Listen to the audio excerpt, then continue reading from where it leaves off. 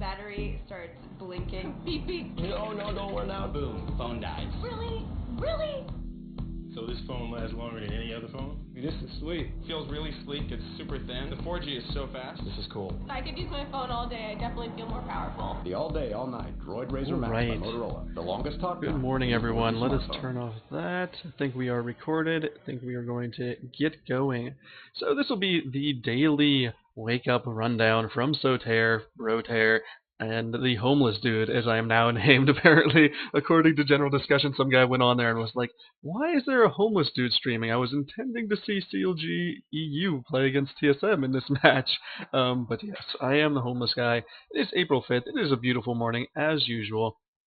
One thing I realized this morning is I'm a California native, from California boy, kind of to the core, but I'm in Fairfax, Virginia right now, and the one thing that is beautiful is there's always birds chirping, there's actually real forests out here, and certainly there's a lot of diversity in California, but I'm from Southern California, which is naturally a desert, and anything there that is, floral related is just transplanted from somewhere else and can barely survive the conditions thanks to a lot of irrigation systems. Whereas here, we get some rain, we have these trees that are naturally here, they're naturally green, they are in bloom, it is spring, it is beautiful. So that's one thing to be happy about.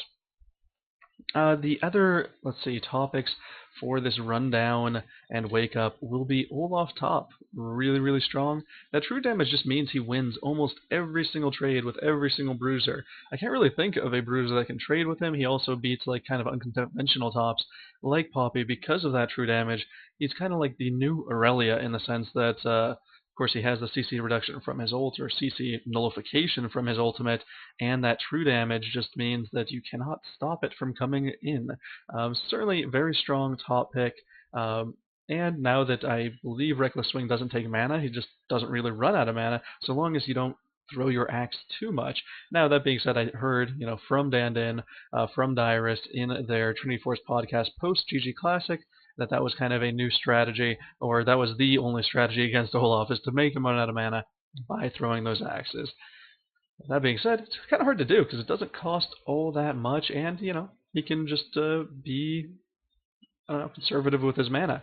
Another thing, last night we did have our weekly Shoutcasted games. Those happen every Wednesday. Next week, I think we're going to try to do a EU one as well. So that'll be earlier in the day, and we'll probably continue doing our Wednesday one. So maybe we'll do an EU one on Thursday or even early morning Wednesday. So we are going to look into that. Certainly if you are on EU West and want in on this, are listening now, have friends on EU West, have them contact me either in-game on NA, unfortunately, via email, johnjamesfrank@gmail.com, at Twitter, at LOLSotere, that's SOTERE, or in our chat room. Have them get in touch with me some way so we can gather people. We really would like to have 10 people ready to go so we can do at least one, maybe a couple community matches that are shoutcasted over on EU West. Well, Zero and I have our accounts over there. We'll be good to go, ready to cast for them. Of course, we won't be playing, so we don't need all the runes and masteries, so on and so forth.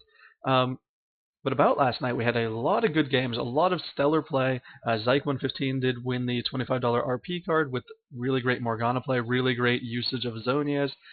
We also had DC Wasabi really stomping on AP middles.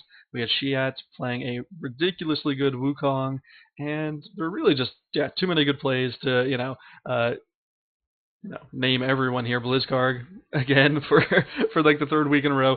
Apparently gets cheated out of the MVP award. He did have two good games. One is Shen, one is Poppy. It was interesting because they banned the Poppy against him in the second game. Finally, someone caught on to that. But regardless, everything went pretty well. We actually got 4 games in. That was really stellar. Had a little fun in the last game, with Zero and I both playing in that one. And we actually had a guest caster with Ponophobia. And if you don't listen to Trinity Force podcast yet, you really should. Always great information. They've had 2 this week because they had an interview after the GG Classic and their usual Trinity Force podcast, so do check them out.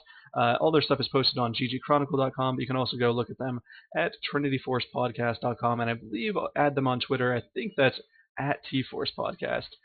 So do all of those things, and you will not regret it. All right, I'm going to cut this recording because that's my little early morning blurb, and then we're going to